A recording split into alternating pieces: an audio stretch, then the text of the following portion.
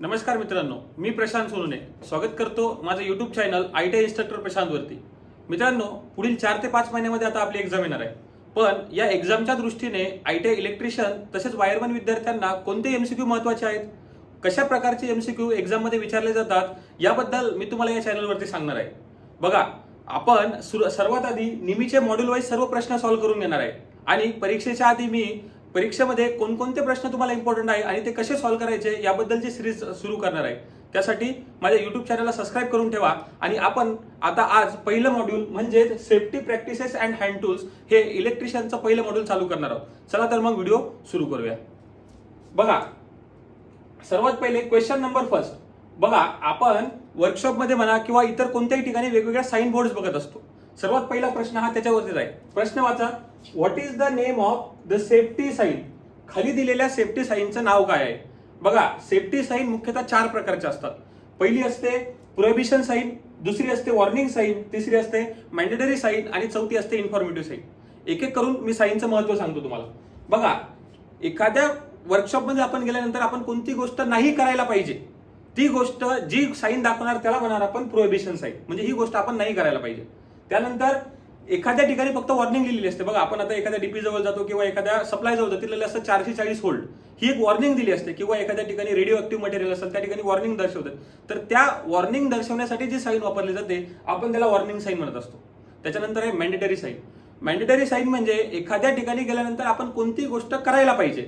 For example, आपण वर्कशॉपमध्ये गेल्यानंतर safety shoe वापरला पाहिजे, हेल्मेट वापरलं पाहिजे किंवा आपण हँड ग्लोव्ज वापरले पाहिजे। ह्या गोष्टी जी साइन सांगते त्याला आपण मॅन्डेटरी साइन असं म्हणत असतो। आणि शेवटची येते आपल्या सिलेबसची इन्फॉर्मेटिव्ह साइन।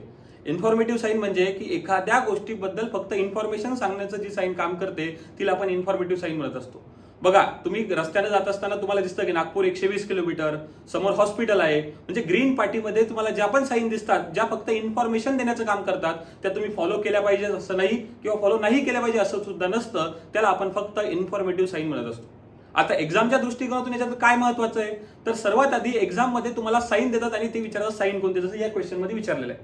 पण सोबत अजून एक्झाम मध्ये तुम्हाला विचारतात की प्रोहिबिशन साइनचा बॅकग्राऊंड कलर कोणता आहे, इन्फॉर्मेटिव्ह साइनचा शेप कोणता आहे, या सगळ्या प्रकारचा डेटा मी एका छोट्याशा चार्ट मध्ये टाकलेला आहे। बघा, सुरुवात जर आपण बघितली, प्रोहिबिशन साइन म्हणजे जी गोष्ट आपण नाही करायला पाहिजे, त्याच्यामध्ये त्याचा शेप असतो सर्क्युलर शेप। नंतर बॅकग्राऊंड कलर असतो त्याचा व्हाईट, म्हणजे त्या background colour white, circular shape, आणि त्याच्यावरती सिम्बॉल असतो तो ब्लॅक विथ रेड क्रॉसचा, म्हणजे हा त्याच्यावरती काय असतो, सिम्बॉल असतो। आता इथे एक्झाम्पल बघा, वरती बघा मी प्रोहिबिशन साइनचे एक्झाम्पल दिले। मी सांगितल्याप्रमाणे बघा, शेप कसा आहे, सर्क्युलर आहे, त्याच्यानंतर त्याचं बॅकग्राऊंड आहे व्हाईट कलरचं, आणि त्याच्यानंतर त्याच्यावरती सिम्बॉल आहे ब्लॅक कलरचा सिम्बॉल, आणि वरती हा मोठा रेड कलरचा असा क्रॉस आहे। जर तुम्हाला अशा प्रकारचं कुठे दिसेल तर ही आली प्रोहिबिशन साइन। तसं बघा, नो स्मोकिंग म्हणजे आपण इथे या झोनमध्ये स्मोकिंग नाही करायला पाहिजे, अशा विविध प्रकारच्या साइन तुम्हाला प्रोहिबिशन मध्ये बघायला भेटतात। त्याच्यानंतर जी साइन आहे वॉर्निंग साइन। वॉर्निंग साइन म्हणजे एखाद्याला आपण चेतावणी देते की ही गोष्ट इथं आहे, किंवा हाय व्होल्टचा सप्लाय आहे, किंवा तुम्ही हे इथं रेडिओ ऍक्टिव्ह मटेरियल आहे, अशी फक्त वॉर्निंग देणारी साइन। बघा, याचा शेप असतो ट्रायंग्युलर। शेप कोणता आहे, ट्रायंग्युलर। नंतर बॅकग्राऊंड कलर येतो येल्लो, आणि त्याच्यावरती जो सिम्बॉल असतो तो असतो ब्लॅक कलरचा। मग बघा इथं एक्झाम वॉर्निंग साइनचं एक्झाम्पल आहे, हाय व्होल्टेज दिलेलं आहे, शेप आहे ट्रायंग्युलर। शेप कसा आहे, ट्रायंग्युलर, त्याचा बॅकग्राऊंड कलर आहे येल्लो, बॅकग्राऊंड कलर कोणता आहे, येल्लो, आणि त्याच्यावरती जो सिम्बॉल आहे तो आहे ब्लॅक कलरचा। हे झालं वॉर्निंग साइन बद्दल। तिसरी साइन बघा, तिसरी साइन आहे मॅन्डेटरी साइन, म्हणजे एखाद्या ठिकाणी गेल्यानंतर आपण कोणती गोष्ट करायलाच पाहिजे। फॉर एक्झाम्पल, तुम्ही वर्कशॉपमध्ये गेले, तुम्ही शूज घालायलाच पाहिजे, अशी ज्या साइन दाखवतात त्याला म्हणायचं मॅन्डेटरी साइन। त्याचा शेप असतो सर्क्युलर। बघा, आता प्रोहिबिशन साइनचा पण शेप सर्क्युलर आहे आणि मॅन्डेटरी साइनचा पण शेप कसा आहे, सर्क्युलरचे। फक्त फरक कशामध्ये, प्रोहिबिशन साइनचा बॅकग्राऊंड कलर व्हाईट आहे आणि आपल्या मॅन्डेटरी साइनचा बॅकग्राऊंड कलर कोणता असतो, ब्ल्यू असतो, आणि त्याच्यावरती जो सिम्बॉल असतो तो कशाचा असतो, व्हाईट कलरचा असतो। याच्यामध्ये एक्झाम्पल मध्ये बघा, वेअर हेल्मेट, म्हणजे तुम्ही एखाद्या ठिकाणी हेल्मेट घालायला पाहिजे, बॅकग्राऊंड कलर सर्क्युलर, शेप कसा आहे, सर्क्युलर, बॅकग्राऊंड कलर कसा आहे, ब्ल्यू, बॅकग्राऊंड कसा आहे, ब्ल्यू, आणि त्याच्यानंतर त्याच्यावरती जो सिम्बॉल येतो कशा कलरचा आहे, व्हाईट कलरचा। या सिम्बॉलला आपण कोणते साइन म्हणू, मॅन्डेटरी साइन असं म्हणू। त्याच्यानंतर बघा, चौथी येते इन्फॉर्मेटिव्ह साइन। कोणती साइन येते, इन्फॉर्मेटिव्ह साइन। अशी साइन की ज्याच्यातून फक्त माहिती दिली जाते त्याला आपण इन्फॉर्मेटिव्ह साइन म्हणत असतो। मग इन्फॉर्मेटिव्ह साइन मध्ये त्याचा बघा शेप कसा असू शकतो, एक तर तो स्क्वेअर असेल किंवा रेक्टँगल टाइप मध्ये असेल, स्क्वेअर असेल किंवा रेक्टँगल असेल, सोबत बॅकग्राऊंड कसं असेल त्याचं ग्रीन, बॅकग्राऊंड कसं असेल, ग्रीन, आणि त्याच्यानंतर त्याच्यावरती सिम्बॉल असेल व्हाईट कलरचा। तुम्ही बघितलं असेल जाताना तुम्हाला दिसतं की नागपूर डावीकडे 120 किलोमीटर. मग त्याच्यावरती कसं असतं, ग्रीन कलरची पाटी असते, त्याच्यावरती व्हाईट कलरच्या याच्यामध्ये काय सिम्बॉल किंवा नाव दिलेलं असतं. तसंच बघा इथे इमर्जन्सी साईन किंवा इथे बघा याच्यात दिलेलं आहे फर्स्ट एड किट किंवा याच्यामध्ये इमर्जन्सी एक्झिट. याचा बॅकग्राऊंड कलर कसा आहे, ग्रीन वाला, आणि त्याच्यावरती सिम्बॉल कसा आहे, व्हाईट. याला म्हणायचं इन्फॉर्मेटिव्ह साईन. म्हणजे तुम्ही ही जर इथं फर्स्ट एड किटचं सिम्बॉल आहे, तुम्ही फर्स्ट एड किट वापरलीच पाहिजे का, नाही, म्हणजे फक्त ती इन्फॉर्मेशन देण्याचं काम जी साईन करते त्याला आपण काय म्हणत असतो, इन्फॉर्मेटिव्ह साईन म्हणत असतो. चला तर मग आता क्वेश्चन करूया. ही क्वेश्चन आहे, इथं प्लसचा सिम्बॉल आहे, म्हणजे ही आता आपण बघितलं शेवटच्या की फर्स्ट एड किटचा सिम्बॉल आहे. याचा अर्थ ही साईन कोणती, इन्फॉर्मेटिव्ह साईन. कोणती साईन आहे, वॉर्निंग साईन आहे का, नाही. वॉर्निंग असतं त्याचा बॅकग्राऊंड कलर येलो असतं आणि शेप कसा असता, ट्रायंग्युलर. मॅन्डेटरी असतं तर याचा बॅकग्राऊंड कलर कोणता असता, मॅन्डेटरी साईनचा बॅकग्राऊंड कलर बघा कोणता आहे, ब्ल्यू. आणि शेप कसा असतं तर सर्क्युलर. प्रोहिबिशन असतं तर बॅकग्राऊंड कलर ब्ल्यू असता. पण ह्या आता ब्लॅक अँड व्हाईट असल्यामुळे दिसत नाही, पण ही सेफ्टी साईन कोणती आहे, इन्फॉर्मेशन साईन. कोणती साईन आहे ही, इन्फॉर्मेशन साईन. चला तर मग नेक्स्ट प्रश्न काय म्हणतो की what is a smothering in a fire extinguisher.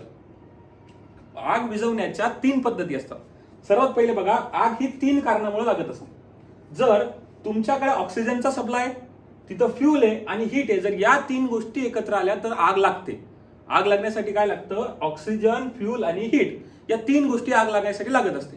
पण जर याच्यापैकी कोणतीही एक गोष्ट जर का अब्सेंट असेल तर तिथं आग लागत नाही. मग याचाच अर्थ जर आपल्याला आग विझवायची असेल तर या 3 गोष्टीत आग लागलेली आहे आणि आपल्याला आग विझवायची आहे, तर या 3 गोष्टीपैकी एक एक गोष्ट जर तुम्ही बाहेर काढली तरी तुमची आग विझत. एक्झाम्पल सांगतो बघा, जर तुम्ही तुमच्या आग लागलेली आहे तिथून जर का ऑक्सिजनचा सप्लाय बाहेर काढून घेतला, कशाचा सप्लाय बाहेर काढला, ऑक्सिजनचा सप्लाय बाहेर काढला, त्याला म्हणायचं स्मूथरिंग. काय म्हणायचं त्याला, स्मूथरिंग. याला म्हणायचं स्मूथरिंग. ही झाली पहिली प्रोसेस. बघा याच पद्धतीने आपण आग विझवत असतो.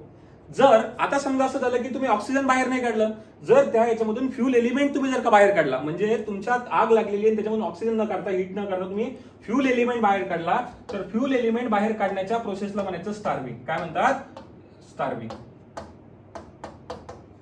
काय म्हणत असतात, स्टार्विंग. आणि जर समजा तुम्ही ऑक्सिजनही बाहेर नाही काढलं, फ्यूलही बाहेर नाही काढलं, पण जर हीट बाहेर काढली, आता हीट कशी बाहेर काढणार, तुम्हाला थंड करावं लागेल, मग त्या प्रोसेसला म्हणायचं कुलिंग. काय म्हणायचं त्याला, कुलिंग.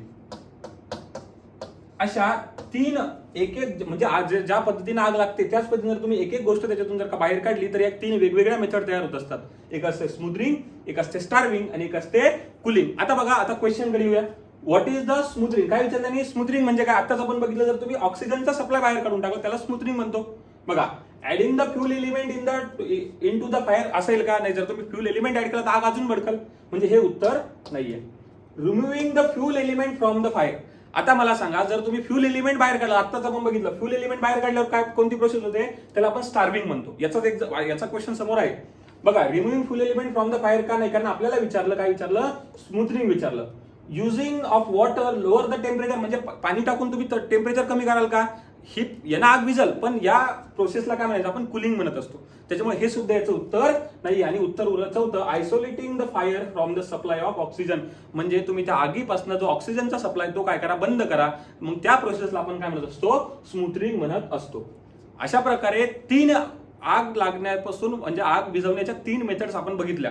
बघा, याच मेथड तुम्हाला वेगवेगळ्या पद्धतीने समोर प्रश्न विचारतात. हे 4 एमसीक्यू, हा एक एमसीक्यू नाही, एक एमसीक्यू म्हणजे याच्यामध्ये आपण 4 कन्सेप्ट शिकलो आता, बरोबर आहे. याच क्वेश्चन वरती म्हणजे याच सेम कन्सेप्ट वरती तुम्हाला समोर एमसीक्यू बघायला भेटतील. बघा, question number 3, which is a physical hazard. आता मला सांगा, हजार्ड म्हणजे काय. बघा, हजार्ड म्हणजे तुम्हाला नुकसान होणं.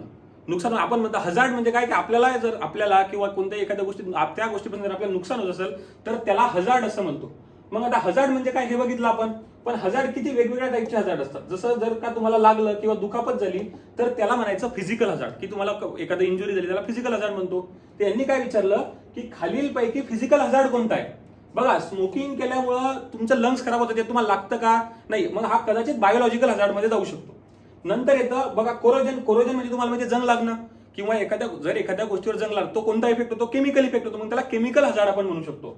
नंतर रेडिओ ऍक्टिव्ह, तर याला रेडिओ ऍक्टिव्ह बघा इथं मी दिलं खाली की रेडिओ ऍक्टिव्ह मला काय म्हणतात, रेडिओलॉजिकल हजार्ड. म्हणजे व्हायब्रेशन होतं तुम्हाला, म्हणजे कंपन होणं, तुमचं शरीर कापायला लागणं किंवा एखाद्या गोष्टीमुळे तुमचं शरीर व्हायब्रेट होणं, याला आपण फिजिकल हजार्ड म्हणू शकतो. की या म्हणजे तुमचं फिजिकली नुकसान होणार व्हायब्रेशनमुळे. म्हणून या प्रश्नाचं बरोबर उत्तर काय, बी. काय होतं, व्हायब्रेशन. म्हणजे काय, फिजिकल हजार्डचं खालील एक्झाम्पल कोणते, व्हायब्रेशन हे काय फिजिकल हजार्डचं एक्झाम्पल आहे. बघा खाली दिलेलं आहे मी, व्हायब्रेशन, फिजिकल हजार्ड आहे, कोरोजन मी तुम्हाला सांगितलं आताच काय की केमिकल हजार्ड असतं, आणि रेडिओ ऍक्टिव्ह काय असतं, रेडिओलॉजिकल हजार्ड. आता क्वेश्चन नंबर 4 बघा काय सांगतो. क्वेश्चन नंबर 4 वाचा. Which is the correct sequence operation to be perform when using the fire extinguisher. अर्थ सांगतो की ज्या वेळेस आग लागते, आग लागल्यानंतर आपण फायर एक्सटिंग्विशर वापरतो, तर ते फायर एक्सटिंग्विशर वापरण्याची योग्य पद्धत काय आहे. तुम्ही खूप वेळा ऐकलं असेल बघा सिलेबस मध्ये की आपण याला शॉर्टकट मध्ये लक्षात ठेवायसाठी आपण पास म्हणतो. काय म्हणतो, पास, PASS. आता पी म्हणजे काय, पी म्हणजे पूल, पी म्हणजे पूल, ए म्हणजे aim, aim, S for squeeze, S for squeeze, आणि S for sweep, SWEEP, sweep. आता याचा अर्थ काय, जर तुम्ही फायर एक्सटिंग्विशर, आता बघा याच्यात मी नेक्स्ट इमेज मध्ये सांगितलेलं, जर एखाद्या ठिकाणी आग लागली तर आपण काय करतो, फायर एक्सटिंग्विशर वापरतो. मग वापरण्यासाठी पूल म्हणजे पी म्हणजे पूल, म्हणजे तुम्ही जी पी ने फायर एक्सटिंग्विशर ती ओढायला पाहिजे, पहिली स्टेप. दुसरी स्टेप, पूल ओढल्यानंतर त्या ज्या ठिकाणी आग लागलेली आहे त्या ठिकाणी त्या नोझल तिकडे काय एम करायला पाहिजे. तिसरी स्टेप, स्क्वीज करा, जे हँडल वरती दिलेलं असतं त्या हँडल दाबायला पाहिजे, जेणेकरून आपला जो गॅस किंवा CO2 जो काही असेल तो त्याच्या बाहेर निघल. आणि चौथं की तू एकाच ठिकाणी न धरता त्याला काय की जसं आपण झाडू मारतो तसं स्वीप केलं पाहिजे. ही स्टँडर्ड ऑपरेटिंग प्रोसिजर आहे. कशाची, ज्यावेळेस आग लागते त्यावेळेस तुम्हाला काय करायचं, फायर एक्सटिंग्विशर वापरण्याची स्टँडर्ड ऑपरेटिंग प्रोसिजर आहे. मग मी शॉर्टकट काय सांगितलं तुम्हाला, कोणती प्रोसेस म्हणतो आपण त्याला, पास मेथड म्हणतो. काय म्हणतो, पास, PASS मेथड. आता बघा मग याच्यामध्ये पी फॉर पूल बघा, ए ऑप्शन बघा, P for pull, A for aim, S for squeeze आणि एस फॉर स्वीप, म्हणजे पहिलंच ऑप्शन काय आपलं बरोबर आहे. जर तुम्ही खाली बघितलं तर पी पुश आहे का नाहीये, म्हणजे याच्यामध्ये बघा हा सिक्वेन्स बदललेला आहे, आणि हा ऍज इट इज प्रश्न तुम्हाला खूप वेळा एक्झाम मध्ये विचारला जातो.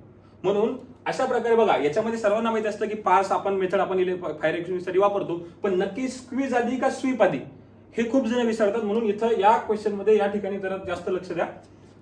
बघा नंतरचा प्रश्न, which step of the 5S refer of the standardisation.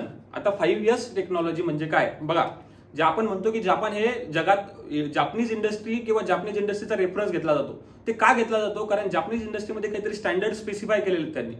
For example 5S. आता 5S मुळे होतं काय की आपल्याला बघा आपण वर्कशॉपमध्ये एखादी गोष्ट ठेवून देतो, आपल्याला लवकर ती दिसतच नाही किंवा आपल्याला वेळेवर सापडत नाही. मग याच्यासाठी नाही का जॅपनीज टेक्नॉलॉजी किंवा जॅपनीज इंडस्ट्रीमध्ये 5S टेक्नॉलॉजी वापरली जाते.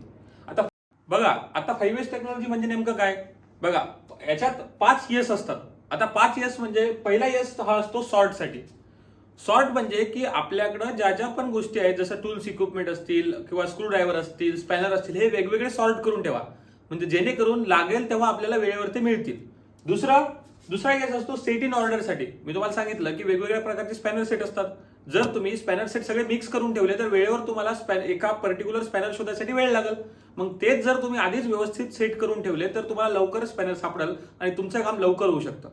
त्याच्यानंतरचा यस येतो शाईन साठी. आता शाईन म्हणजे काय की आपण त्याला चमकत बसायचं का नाही, म्हणजे एक पिरियॉडिकल टाइम नंतर त्याला काय करत राहा, त्याचं म्हणजे त्याला व्यवस्थित साफसफाई करून ठेवा, म्हणजे जेणेकरून त्याची लाईफ वाढेल.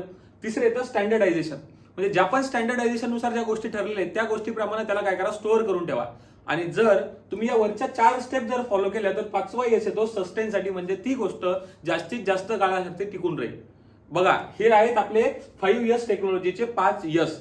हे आपण जॅपनीज टेक्नॉलॉजीमध्ये वापरतो. आता यांनी प्रश्न काय विचारला आपल्याला की which step of 5S refers to the standardisation, म्हणजे स्टँडर्डायझेशन साठी कोणत्या नंबरची स्टेप ही महत्व, म्हणजे कोणत्या नंबरची स्टेप आहे.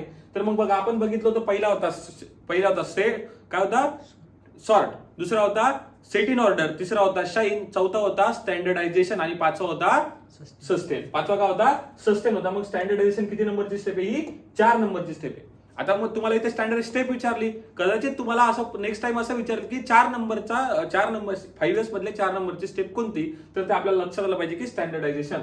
हा सिक्वेन्स 100% सर्वांनी लक्षात ठेवा, कारण हा याच सिक्वेन्सचा खूप म्हणजे हाच एक सिक्वेन्स खूप इम्पॉर्टंट आहे, याच्यावरती प्रश्न विचारतात. त्याच्यानंतरचा प्रश्न बघा, which plier use to making the wires hooks and loop. काय म्हटलं, making the wire hook and loops. अशी कोणती प्लायर आहे की जी आपण कशासाठी वापरतो, हुक आणि लूप बनवण्यासाठी आपण वापरत असतो. बघा प्लायर आपण वेगवेगळ्या कामासाठी वापरतो आणि वेगवेगळ्या प्रकारच्या प्लायर असतात. तर त्यापैकी कोणती प्लायर आपण कशासाठी वापरतो, हुक बनवण्यासाठी वापरतो, हे बघा. आता बघा सर्वात आधी मी तुम्हाला दाखवतोय बघा, काही इथं प्लायरचे एक्झाम्पल दिले बघा. ही आले, याला म्हणतात डायगोनल कटिंग प्लायर किंवा साइड कटिंग प्लायर असते. ही असते आपली कॉम्बिनेशनल प्लायर. आता कॉम्बिनेशनल प्लायर म्हणजे काय की जी प्लायर मल्टिपल कामं करू शकते. जसं की वायर कटिंगचंही काम करते, वायर होल्ड करण्याचंही काम करते, वायर ट्विस्टिंगचंही काम करते, म्हणजे मल्टिपल कॉम्बिनेशनचं काम ती करते, म्हणून आपण तिला कॉम्बिनेशनल प्लायर म्हणतो. नंतर काय आपलं wire cutter, long knows plier, short knows plier, flat knows plier, अशा वेगवेगळ्या प्रकारच्या प्लायर असतात. आता त्यापैकी आपल्याला काय आहे की वायरच्या हुकसाठी आपण कोणती वापरणार बघा. ही जी प्लायर आहे ही प्लायर आपण वापरत असतो वायरची हुक किंवा लूप बनवण्यासाठी.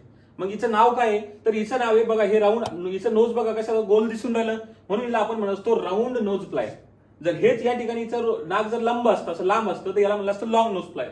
मग जी वायर कशासाठी वापरणार आपण, कोणती प्लायर वापरणार, राऊंड नोज प्लायर. कशासाठी, हुक्स आणि लूप बनवण्यासाठी आपण कोणती प्लायर वापरणार, राऊंड नोज प्लायर वापरणार. मग आता बघा फ्लॅट नोज प्लायर कुठे वापरणार, तुम्हाला एखादा ऑब्जेक्ट होल्ड करायसाठी आपण फ्लॅट नोज प्लायर वापरतो. लॉंग नोज प्लायर कुठे वापरणार की ज्या ठिकाणी आपला हात जाऊ शकत नाही, आपण बोटांनी वायर पकडू शकत नाही, त्या ठिकाणी आपण लॉंग नोज प्लायर वापरत असतो. आणि डायगोनल कटिंग प्लायर मी तुम्हाला सांगितलं की वायरला थोडा कट करण्यासाठी आपण काय वापरत असतो, डायगोनल कटिंग प्लायर वापरत असतो. पण सध्या आपल्याला क्वेश्चन काय विचारला की हुक आणि लूप बनवण्यासाठी, तर लूप बनवण्यासाठी कोणती प्लायर वापरतो आपण, राऊंड नोज प्लायर वापरत असतो. बघा नंतरचा प्रश्न काय सांगतो की what is the use of pincer. आता पिन्सर म्हणजे काय तुम्ही बघितलं असाल बघा, हे असं चिमटा असतो, तुम्ही लहानपणी असं सांडशी सारखा असा एक डिव्हाइस बघितला असेल किंवा हे एक टूल बघितलं असेल.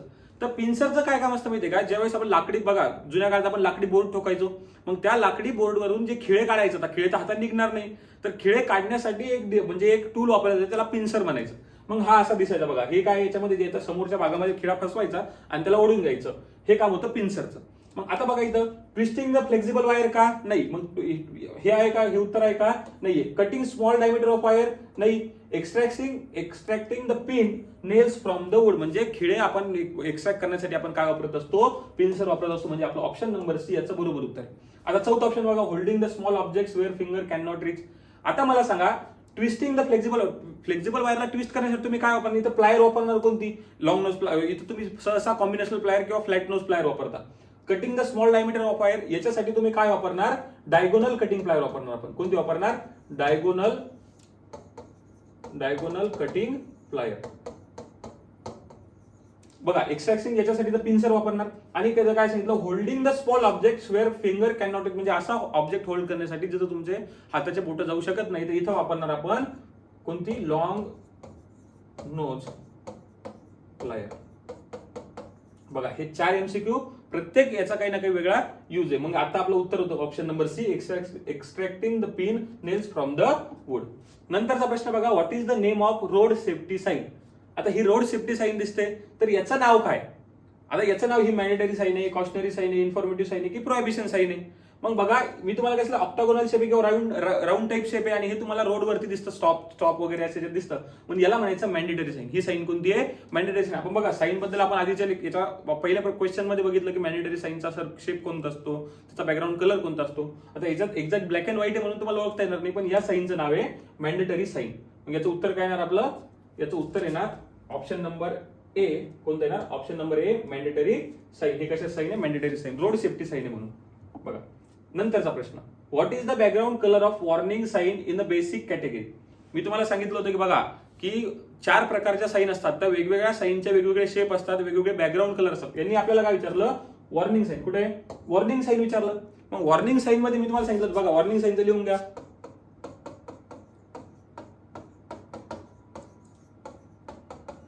वॉर्निंग साईनचा शेप कसा असतो, याचा शेप असतो ट्रँग्युलर. कसा शेप असतो, ट्रँग्युलर. आणि याचा बॅकग्राऊंड कलर असतो येलो. कसा कलर असतो याचा, बॅकग्राऊंड कलर येलो असतो. आणि याच्यावरती तुम्ही सांगितलं बॅकग्राऊंड कलर येलो असतो, आणि सिम्बॉल कोणत्या कलरचा असतो, सिम्बॉल असतो ब्लॅक कलरचा. सिम्बॉल कोणत्या कलरचा, ब्लॅक कलरचा. आता बघा मग काय विचारलं यांनी, वॉर्निंग साईनचा बॅकग्राऊंड कलर कोणता, वॉर्निंग साईनचा बॅकग्राऊंड कलर कोणता आहे आपला, येलो. मग उत्तर येईल याचं येलो. आता मला सांगा ब्ल्यू बॅकग्राऊंड कलर कोणत्या साईनचा असतो रे, ब्ल्यू बॅकग्राऊंड कलर असतो प्रोहिबिशन साईनचा. नाही सॉरी, ब्ल्यू बॅकग्राऊंड कलर कोणता असतो, मॅन्डेटरी साईनचा, mandatory sign. White background colour असतो, व्हाईट बॅकग्राऊंड कलर कोणाचा असतो, व्हाईट बॅकग्राऊंड कलर असतो प्रोहिबिशन साईनचा. बघा येलो कलर असतो वॉर्निंग साईनचा, आणि त्याच्यानंतर ग्रीन कलर असतो इन्फॉर्मेटिव्ह साईनचा. कोणत्या साईनचा असतो, इन्फॉर्मेटिव्ह साईनचा. अशा प्रकारे हे 4 वेगवेगळे कलर 4 वेगवेगळ्या साईनचे असतात. हे आपण पहिल्या क्वेश्चन मध्ये मी तुम्हाला चार्ट त्याच्यामध्ये दिलेलं आहे. बघा त्याच्यानंतरचा प्रश्न काय, which is the fire extinguisher use for the electrical equipment. आता बघा तुम्हाला सांगितलं आपण इलेक्ट्रिशियन मध्ये इलेक्ट्रिकल इक्विपमेंटशी जास्त आपला घेणं देणं असतं. मग त्यावेळेस जर का इलेक्ट्रिकल इक्विपमेंटमध्ये जर आग लागली तर तुम्ही कोणत्या फायर एक्सटिंग्विशर वापरणार मला सांगा. जर इलेक्ट्रिकल लागले तुम्ही पाणी टाकू शकता बोर्डवरती नाही, कारण water is a good conductor of electricity. जर तुम्ही बोर्डवरती पाणी टाकसाल तर तुम्हाला करंट लागू शकतो. म्हणून वेगळ्या म्हणजे इलेक्ट्रिकल मुळे जर का आग लागली तर ते वेगळ्या प्रकारचे फायर एक्सटिंग्विशर वापरतात. तर या ऑप्शन पैकी कोणता वापरतात, तर याच्यात बघा हेलॉन टाईपचा फायर एक्सटिंग्विशर आपण इलेक्ट्रिकल पासून ज्यावेळेस आग लागते त्यावेळेस वापरतो. पण मग आता बघा हे फक्त बाकी आहे बघा, foam type, gas connected type, store pressure type, हे वेगवेगळे प्रकारचे फायर एक्सटिंग्विशर बघा. आता बघा वॉटर टाईप फक्त आणि फक्त जर समजा तुमची लाकडामुळे कुठे आग लागली, सॉलिड गोष्टीमुळे लाकडामुळे किंवा कापडामुळे, त्याच वेळेस आपण वॉटर टाईप वापरतो. बाकी फ्लेमेबल लिक्विड किंवा इलेक्ट्रिकल इक्विपमेंटमध्ये हा वापरता येते. बघा इथं यूज दिलेला आहे, वरचं तुम्ही कुठं वापरतात आणि खाली तुम्हाला कुठं वापरायला नाही पाहिजे. जसं याच्यामध्ये बघा असं ड्राय पावडर टाईप जवळपास सर्व याच्यावरती चालतो, म्हणजे इलेक्ट्रिकल इक्विपमेंट वरती सुद्धा ड्राय पावडर टाईप चालतो. मग याच्यामध्ये सर तुम्ही म्हणाल याच्यात तर उत्तर नाहीये, पण ऍक्च्युअल मध्ये तुम्हाला नाही का जिथं एमसीक्यू असेल, एमसीक्यू म्हणजे ज्या एमसीक्यू मध्ये जे ऑप्शन दिले त्या ऑप्शन पाहून तुम्हाला टिक करावं लागतं. या ऑप्शन पैकी हेलॉन टाईपचा एक असा फायर एक्सटिंग्विशर आहे जो आपण कशासाठी वापरत असतो, इलेक्ट्रिकल इक्विपमेंट पासून आग लागली तर त्याच्यासाठी वापरत असतो. बाकीचे हे तुम्ही 4-5 मी दिलेले हे एकदा बघून घ्या.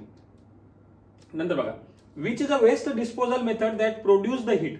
मला एक सांगा, ज्या वेळेस आता वेस्ट आपल्याला डिस्पोज करायचं, मग वेस्ट डिस्पोज करताना आपण बघा एक कचरा असता, तुम्ही काय करता, कचरा गुंडीत टाकून देता. मग एमएससी आपल्या कशाला नगर परिषदवाले येतात ते उचलतात आणि ते कुठे एकतात डम्पिंग यार्डमध्ये टाकतात. मग त्यापैकी काही कचरा ते रिसायकल करतात, काही कचरा ते डायरेक्ट जमिनीमध्ये गाडून टाकतात, काही कचरा काय करतात त्या काही कचऱ्याला जाळतात आणि त्याच्यापासून हीट निर्माण करतात. मग त्यांनी तेच विचारलं की अशी कोणती मेथड ज्याच्यामध्ये काय होते, हीट प्रोड्यूस होते. बघा रिसायकलिंग मध्ये हीट प्रोड्यूस केली जात नाही, ते रिपीट तीच गोष्ट जर का वापरली त्याला रिसायकलिंग म्हणतात, म्हणून रिसायकलिंग पण गेलं. आता कंपोजिशन म्हणजे तुम्ही बघितलं असेल, ओल्या कचऱ्यापासून ते काय करतात, खत निर्माण करतात. त्याला कंपोजिट करणं म्हणजे की त्याच्यापासून आपण काय करतो, खत वगैरे निर्माण करतो, त्याला कुजवतो. मग हे पण नाहीये. मग आता बघा नंतर काय वेस्ट कॉम्पॅक्शन मध्ये तुम्ही बघितलं असेल की एकदम मोठ्या कचऱ्याला एकदम त्या प्रेशराईज करून त्याला छोट्या छोट्या क्यूब मध्ये कन्वर्ट करायचं, याच्यात पण हीट निर्माण होत नाही. एक असतं इन्सिनरेशन. या इन्सिनरेशनच्या प्रोसेसमध्ये आपण काय करतो, त्या कचऱ्याला जाळतो आणि कचऱ्यापासून हीट निर्माण करतो. म्हणून आपल्या बरोबर उत्तर काय, ऑप्शन नंबर सी. इन्सिनरेशनच्या प्रोसेसमध्ये आपण काय करत असतो, कचऱ्यापासून हीट निर्माण करत असतो. नंतरचा प्रश्न बघा, which is a personal protective equipment use in a protection from fumes. आता पहिली गोष्ट फ्युम्स म्हणजे असतो धुवा. आता याच्यामध्ये बघा एक तुम्ही शब्द ऐकला असेल नवीन, पीपीई. आता पीपीई म्हणजे काय, पीपीई म्हणजे पर्सनल प्रोटेक्टिव्ह इक्विपमेंट्स. म्हणजे एखाद्या व्यक्तीला एखाद्या ठिकाणी जर काम करायचं असेल तर त्या काम करताना त्यानं स्वतःच्या सेफ्टीसाठी काहीतरी इक्विपमेंट घालायला पाहिजे. त्या इक्विपमेंट्सला आपण पर्सनल प्रोटेक्टिव्ह इक्विपमेंट्स म्हणतो. बघा सेम प्रश्न तुम्हाला पुढे दिसेल एखाद्या एक्झाम मध्ये की पीपीईचा लॉंग फॉर्म काय, तर पीपीईचा लॉंग फॉर्म काय, पर्सनल प्रोटेक्टिव्ह इक्विपमेंट. मग आता बघा हे पर्सनल प्रोटेक्टिव्ह इक्विपमेंट म्हणजे वेगवेगळ्या आपण शरीरासाठी, म्हणजे जर तुमच्या डोक्याला मार लागण्यापासून वाचवायचं असेल तुम्ही हेल्मेट वापरणार. जर तुमच्या बघा वेल्डिंग करताना आपल्या ते एकदम हार्श लाईट आपल्या डोळ्यामध्ये जाते, त्याच्यासाठी आपण गॉगल वापरतो. जर समजा एखाद्या ठिकाणी धुवा आहे तर त्या ठिकाणी तुम्ही काय करणार, नोज मास्क वापरणार, बरोबर. ज्या ठिकाणी समजा वेल्डिंगचे बघा तुम्ही अंगावरती म्हणजे त्या फायर टाईप उडता अंगावरती, मग त्याच्यासाठी आपण ॲप्रॉन वगैरे वापरतो. मग अशा स्वतःच्या सेफ्टीसाठी आपण काय करत असतो, वेगवेगळे इक्विपमेंट वापरतो. तर त्यातल्या त्यात त्यांनी काय विचारलं, फ्युम्ससाठी. फ्युम्स म्हणजे जो धुवा असतो, धुव्यापासून संरक्षण होण्यासाठी तुम्ही काय करणार रे, तुम्ही ॲप्रॉन वापरणार का, नाही. गॉगल्स नाही, इयर मास्क नाही. इयर मास्क केव्हा वापरणार, ज्यावेळेस आवाज खूप जास्त असतो वर्कशॉपमध्ये आणि तिथं तुमच्या कानाच्या पडद्याला धोका निर्माण होऊ शकतो, त्या ठिकाणी इयर मास्क वापरू आपण. पण इथं वापरणार आपण नोज मास्क. काय, कारण धुव्यापासून प्रोटेक्शन आपण काय करत असतो, नोज मास्क वापरत असतो. आपण बघा कोरोनामध्ये आपलं म्हणजे जे कोरोनाचे जंतू होते ते नाकातून आपल्या शरीरात जायचे, त्याच्यामुळे आपण मास्क वापरायचो. तसंच ज्या ठिकाणी फ्युम्स किंवा गॅस असेल त्या ठिकाणी आपण काय वापरत असतो, नोज मास्क वापरत असतो. नंतरचा क्वेश्चन बघा, what is the full form of BIS. आता बघा काही क्वेश्चन असे असतात जे तुम्हाला डायरेक्ट लक्षात ठेवावं लागतं, याच्यामध्ये काही लॉजिक नाहीये. BIS चा सरळ लॉंग फॉर्म असतो ब्युरो ऑफ इंडियन स्टँडर्ड. काय, ब्युरो ऑफ इंडियन स्टँडर्ड. हा त्याचा डायरेक्ट लॉंग फॉर्म आहे, हा डायरेक्ट एक लक्षात ठेवा. आणि हा पण क्वेश्चन मध्ये BIS नंतर असे भरपूर क्वेश्चन तुम्हाला पीपीईचे वगैरे असे लॉंग फॉर्म सुद्धा क्वेश्चन म्हणजे पेपरमध्ये विचारतात. आता बघा त्यांनी काय सांगितलं, which method is lift and move the heavy loads. काय, lift and move the heavy load म्हणजे असा हेवी लोड असतो, त्या हेवी लोडला लिफ्ट उचलण्यासाठी किंवा एका ठिकाणून दुसऱ्या ठिकाणी नेण्यासाठी आपण कोणती गोष्ट वापरतो. आता तुम्ही बघितलं असेल मोठमोठे पोर्ट वगैरे किंवा पिक्चर मध्ये बघता तुम्ही की मोठमोठ्या पोर्टवरती क्रेन असते, त्या क्रेन त्या कंटेनरला उचलते आणि दुसऱ्या ठिकाणी नेऊन ठेवते, म्हणजे कंटेनर हा हेवी लोड झाला. मग अशाच प्रकारच्या हेवी लोडला उचलण्यासाठी आपण काय करत असतो, क्रेन आणि स्लिंगची असेंब्ली वापरत असतो. मग आता क्रेन आणि स्लिंग बघा हे याच्यात दिलेलं आहे. क्रेन म्हणजे बघा ते क्रेन वरती उचलणाऱ्या कंटेनरला, म्हणजे हा हेवी लोड झाला. या हेवी लोडला उचलण्यासाठी काय वापरणार, क्रेन आणि स्लिंग्स वापरणार. मग आता बाकीच्या काय आहेत, आता व्रेंचेस बघा. तुम्ही लहानपणी बघा की लहानपणी किंवा गावाकडे अजूनही नाही का विहिरीतून पाणी काढायसाठी नाही का एक पुलीची अरेंजमेंट वापरतो, म्हणजे मागे दोरी गुंडाळतो आपण आणि त्या दोरी पुली ओढतो, तर त्याला म्हणायचं व्रिंच. जसं हे बघा आता तेच आता जर फॅक्टरीमध्ये बघा, कोल फॅक्टरीमध्ये वगैरे ज्या कोळशाच्या ज्या बकेट्स वगैरे असतात ना, त्या वरती काढायसाठी सुद्धा नाही का अशा त्याला तारानं काय करतात, त्या मशीन ओढते. पण तो जास्त हेवी लोड नसतो म्हणून त्याला व्रिंचनं उचललं जातं. पण जास्त हेवी लोड असेल तर आपण काय वापरतो, क्रेन वापरतो. नंतर बघा तिसरं ऑप्शन काय, लेअर आणि रोलर्स. लेअर आणि रोलर्स म्हणजे बघा तुम्ही फॅक्टरीमध्ये बघितलं असेल ते नाही का बॉक्सेस एका ठिकाणी दुसऱ्या ठिकाणी नेण्यासाठी ट्रान्सपोर्ट करण्यासाठी ज्या गोष्टी वापरतात त्याला रोलर्स वापरतात. हे हेवी लोड साठी वापरल्या जात नाही. त्याच्यानंतर येतं बघा काय, मशीन मुव्हिंग प्लॅटफॉर्म. तुम्ही पिक्चर मध्ये बघता ते नाही का अशा गाड्या असतात, त्याच्यावरती बॉक्स ठेवतो आणि तो उचलून नेतो.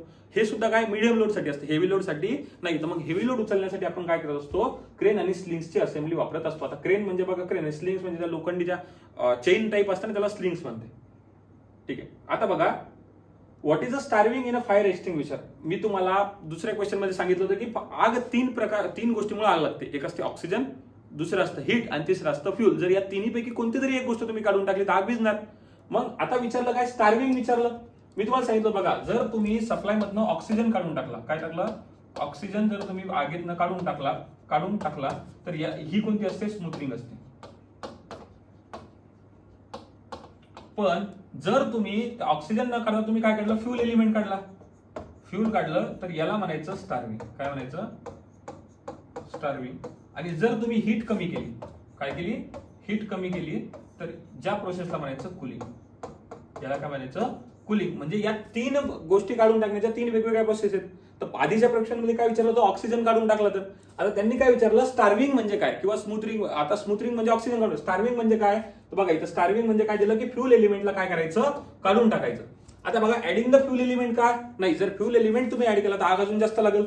मग using water cool the fire, जर तुम्ही पाणी टाकून जर का त्या आगीला थंड केलं तर मला सांगा ही प्रोसेस कोणती झाली रे, कुलिंग झाली. नाही, ही कोणती झाली, कुलिंग. पण आपल्याला काय विचारली, यांनी स्टार्विंग विचारली. त्याच्यानंतर त्यांनी काय सांगितलं, removing the fuel element from the fire. म्हणजे बरोबर, जर तुम्ही आगीमधनं फ्यूल एलिमेंट बाहेर काढून टाकला त्याला स्टार्विंग म्हणतो. पण काय म्हणतो, स्टार्विंग.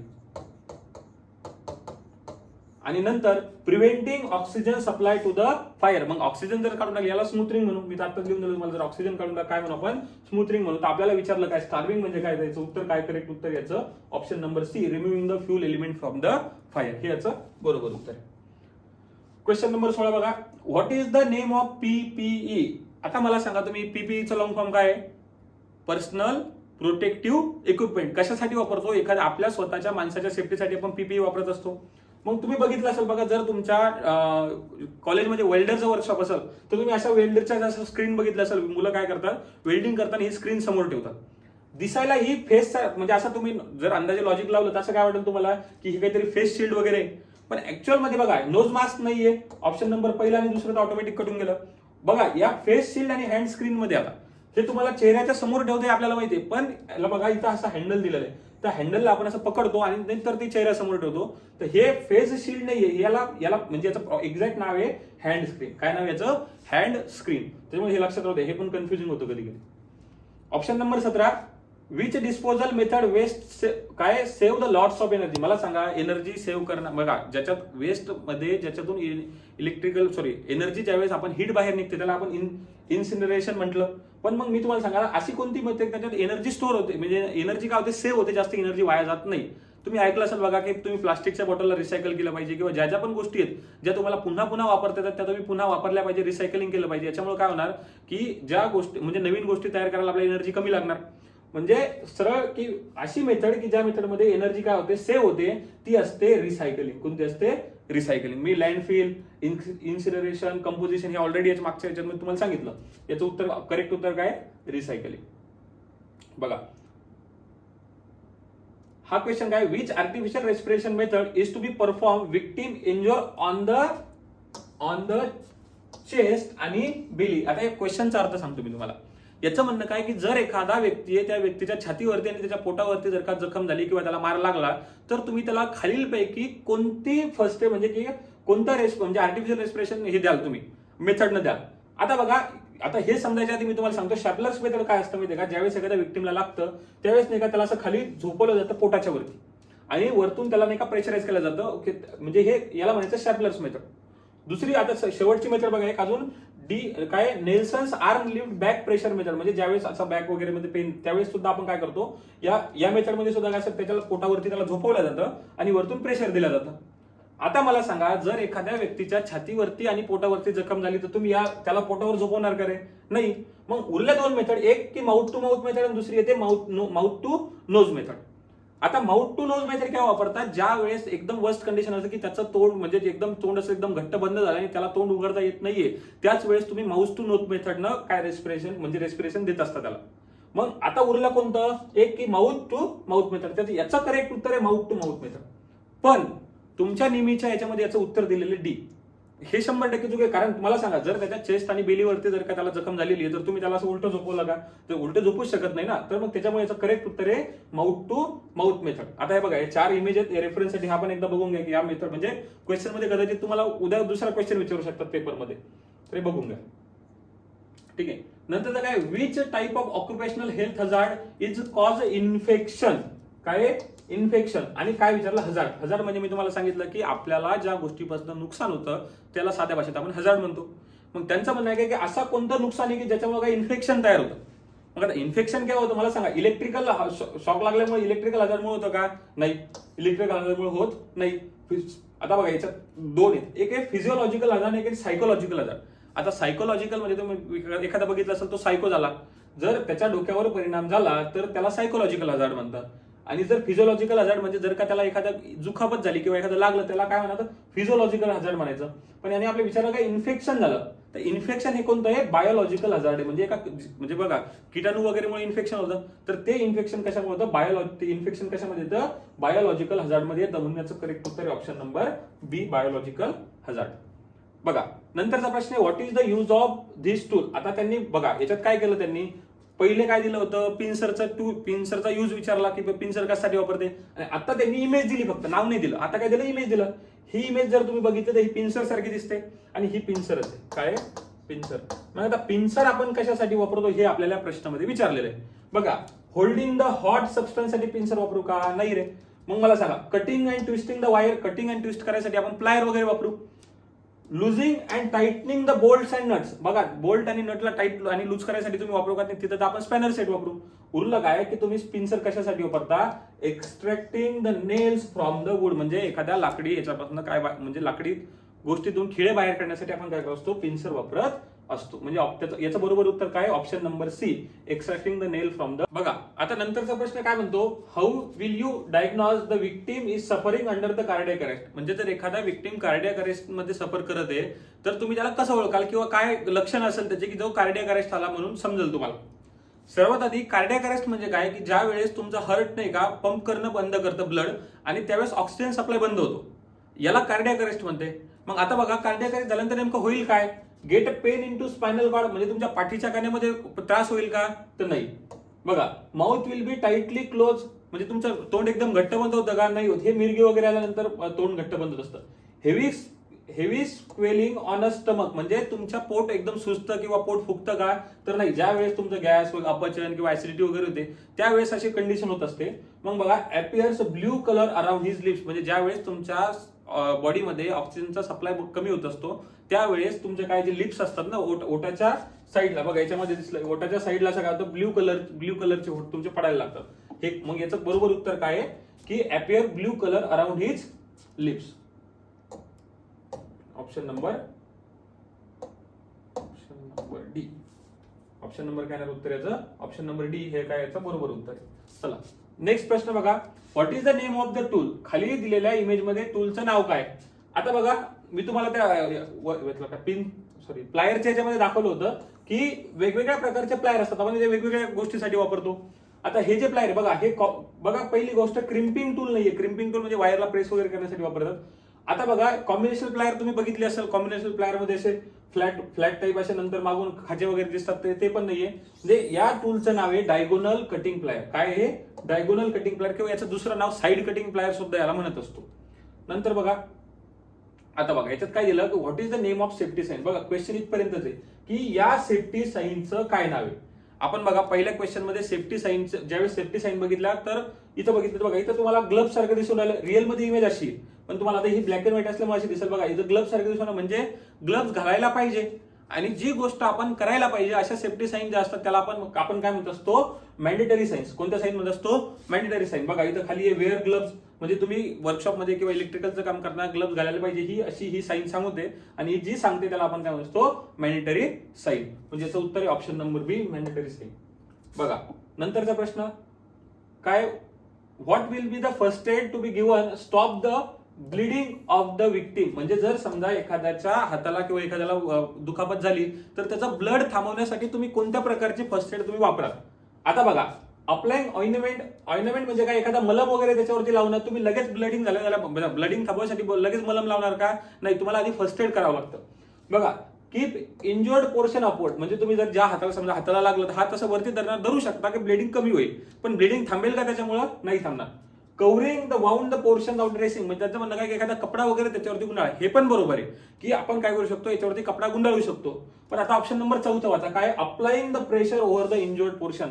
बघा या क्वेश्चन मध्ये जर तुम्ही बघितलं 1, 2, 3 हे तिन्हीच्या तिन्ही तुम्हाला बरोबर वाटू शकतात, पण याच्यामध्ये सर्वात जास्त जवळचं किंवा जास्त बरोबर कोणतं आहे की ज्या पण पोर्शनला तुम्हाला लागलेले त्या पोर्शनवरती काय करा? कपडा बांधून असं काय करा? त्याच्यावरती प्रेशर अप्लाय करा, म्हणजे जेणेकरून जास्तीचं ब्लिडिंग होणार नाही आणि तुमच्या शरीरातून रक्त जाणार नाही.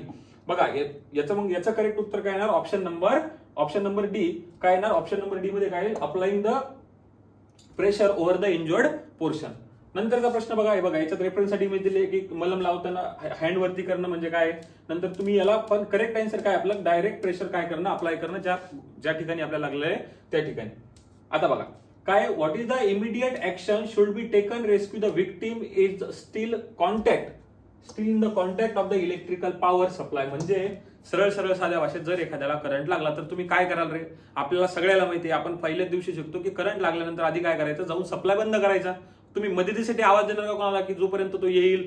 जर आता बघा, आता क्वेश्चन आन्सर बघा. Pull or push him from the contact by hand, म्हणजे त्यांचं म्हणणं काय की तुम्ही हाताने त्याला काय करा? ओढा. जर तुम्ही त्याला हाताने ओढायला गेले तुम्हालाही करंट लागू शकतो, त्याच्यामुळे हे ऑप्शन तर करेक्ट नाहीये. Inform authority about the electrical shock, त्यांचं म्हणणं की जे ऑथॉरिटी तिथं त्यांना इलेक्ट्रिकल शॉक बद्दल सांगा. हे बरोबर आहे, तुम्ही सांगणार, पण कधी सांगणार? आधी काय करावं लागेल तुम्हाला? त्याला आधी त्या कॉन्टॅक्ट पासून ब्रेक करावं लागेल ना, त्यानंतर तुम्ही जाऊन सांगू शकता. Call someone helping to remove him from, म्हणजे ज्या ठिकाणी त्याला शॉक लागला तिथून त्याला काय करा? एखाद्याला आवाज द्या आणि त्याला बोलवा. मग मी तुम्हाला सांगितलं एवढा वेळ तर त्याच्याकडे नाहीये. मग बघा ऑप्शन नंबर 4 काय म्हणतो? Break the contact switching off the power, म्हणजे काय करा? तुम्ही जो पण नियर बाय तिथं स्विच असेल त्या स्विचला काय करा? ऑफ करा आणि तो कॉन्टॅक्ट काय करा? ब्रेक करा. हे मोस्ट अप्रोप्रिएट किंवा मोस्ट करेक्ट आन्सर या क्वेश्चनसाठी. म्हणजे एखाद्याला शॉक लागल्यानंतर तुम्ही एखाद्याला जाऊन सांगाल, एखाद्याला मदतीसाठी बोलवाल किंवा स्वतःच्या हाताने त्याला ढकलाल, याच्यापेक्षा सर्वात आधी इम्पॉर्टंट काय की जिथं पण जे स्विच दिसेल तुम्हाला त्या स्विचला काय करा? ऑफ करा आणि नंतर मग पुढची प्रोसेस करायला आपण मोकळे होणार. बघा आता त्याच्यानंतरचा प्रश्न काय? What is the name of cautionary sign. Cautionary sign म्हणजे की आपण काळजी घेतली पाहिजे. कॉशनरी साईन म्हणजे काय असतं की अशा साईन ज्या आपण काळजी घेण्यासाठी वापरतो. समजा बघा तुम्ही गाडीने चालले, तुम्हाला ते एखाद्या पाटीवरती दिसतं की पुढे शाळा आहे किंवा पुढे स्कूल आहे, त्याच्यामुळे तुम्ही काय करा? गाडी स्लो चालवा. पुढे हॉस्पिटल आहे, हॉर्न वाजवू नका. अशा साईनला आपण कॉशनरी साईन म्हणतो. मग आता या इमेज मध्ये बघा इथं काय? एक माणूस झेब्रा क्रॉसिंग वरती चालताना दिसत आहे, म्हणजे या साईनचं नाव काय झालं? Pedestrian crossing. पेडेस्ट्रियन म्हणजे पायी चालणारा व्यक्ती आणि तो क्रॉस करेल, म्हणजे या साईनचं नाव काय झालं? Option number D, pedestrian crossing. बघा क्वेश्चन नंबर 27 काय म्हणतो? Which is the golden hour of the victim injured on a head with a risk of dying. म्हणजे जर एखाद्याचा ऍक्सिडेंट झाला आणि त्याच्या डोक्यावरती जर का मार लागला असेल तर अशा तुम्ही त्याला किती वेळेत, म्हणजे किती टाइम आहे त्या टाइम मध्ये तुम्हाला जर त्याला हॉस्पिटलमध्ये नेलं तर तो म्हणजे त्या टाइम मध्ये तुम्ही त्याला हॉस्पिटलमध्ये न्यायला पाहिजे. बघा जेवढ्या ऍक्सिडेंट झाल्यानंतर जेवढ्या लवकरात लवकर तुम्ही हॉस्पिटलला नेसाल तेवढं चांगलं राहतं. पण या क्वेश्चन नुसार जर याचं तुम्ही उत्तर म्हणसाल तर कोणाला वाटतं पहिले 10 मिनिटं, कोणाला 15 मिनिटं, पण नेहमीमध्ये याचं उत्तर दिलंय फर्स्ट किती? 30 मिनिट. म्हणजे पहिल्या अर्ध्या तासाच्या आत तुम्ही त्या पेशंटला डॉक्टरकडे नेलं पाहिजे. नाही तर डॉक्टर तुम्ही ऐकलं असेल, डॉक्टर म्हणतो की काश आपने इसको इससे पहिले लाया होता. म्हणजे जर तुम्ही याला लवकर आणलं असतं तर काय झालं असतं, हा वाचू शकला असता. तर त्याच्यासाठी ज्या व्यक्तीला त्याच्या डोक्यावरती मार लागला, तुम्ही काय करा, त्याला लवकरात लवकर हॉस्पिटलमध्ये नेण्याचा प्रयत्न करत जा. बघा आता याचा बहुतेक हा शेवटचा प्रश्न आहे. Which condition of the victim is refer as a coma stage. म्हणजे तुम्ही एखादा व्यक्ती कोमामध्ये, हे कसं ओळखाल? आता तुम्हाला माहिती, आता बघा ऑप्शन वाचू आपण. अनकॉन्शियस म्हणजे त्याला काहीच भान नाहीये, but can respond to the call. कोमामध्ये गेलेला व्यक्ती तुम्हाला म्हणजे can not respond to the call म्हणजे तुम्ही आवाज दिल्यानंतर तो तुम्हाला आवाज देतो का? नाही. अनकॉन्शियस असतो हे बरोबर आहे, पण can respond to the call म्हणजे तो तुमच्या आवाजाला आवाज देऊ शकत नाही, म्हणून ऑप्शन चुकलं. कॉन्शियस म्हणजे त्याचं म्हणजे तो ध्यानावर आहे, तो म्हणजे चालू वगैरे शकतो, but can not respond to the call म्हणजे तो कोमामध्ये गेलेला नाहीये. बघा breathing but can not respond to the call म्हणजे तो श्वास घेऊन राहिला, त्याला म्हणजे समजून राहिलं आणि तो काय म्हणजे भलेही तो तुम्हाला काय आवाज देत नाहीये, हे पण याचं उत्तर चुकीचं आहे. बघा lie totally senseless and do not respond to the call म्हणजे तो एकदम काय म्हणजे त्याला कोणताच त्याला सेन्स नाहीये, त्याला काहीच समजत नाही आणि तो तुमच्या आवाज दिल्यानंतर सुद्धा तो तुम्हाला आवाज देत नाहीये. अशा कंडिशनला आपण काय म्हणू शकतो, तो पेशंट कोमामध्ये गेलेला आहे. बघा अशा प्रकारे आपण पहिलं मॉड्यूल सक्सेसफुली कंप्लीट केलं. याच्यामध्ये 28 प्रश्न होते. असेच आपण इलेक्ट्रिकल आणि वायरमॅनचे मॉड्यूल 1, मॉड्यूल 2, मॉड्यूल 3 जेवढे पण मॉड्यूल आपल्याला असतील आणि याच्यानंतर जेवढे पण इम्पॉर्टंट प्रश्न आपल्यासाठी असतील जे काही एक्झाम मध्ये विचारले जातात, याबद्दल मी अशाच पद्धतीने एक डिटेल एक्सप्लेनेशन मध्ये तुम्हाला सांगणार आहे. व्हिडिओ थोडा लंबा झाला असेल तरी हा व्हिडिओ स्लो करून बघा, म्हणजे जर का तुम्हाला वाटत असेल खूप जास्त झाला तर ब्रेक करून बघा. पण एवढं काय म्हणते त्याला एक्सप्लेनेशन देणं गरजेचं होतं, जेणेकरून तुम्हाला सर्वांना समजेल. प्रत्येकाचा IQ लेवल काही सारखा नसतो. बघा अधिक याच्यानंतरचे अजून व्हिडिओ बघण्यासाठी माझ्या युट्यूब चॅनलला सबस्क्राईब करा. आणि जर तुम्हाला काही डाऊट असेल तर मला इंस्टाग्राम, माझ्या ITI इन्स्ट्रक्टर प्रशांत या इंस्टाग्राम चॅनलवरती तुम्ही मला मेसेज करू शकता. अशाच वेगवेगळ्या व्हिडिओसाठी या माझ्या चॅनलला सबस्क्राईब करून ठेवा, बेल आयकॉनला प्रेस करा आणि भेटूयात आपण नंतरच्या व्हिडिओमध्ये. धन्यवाद.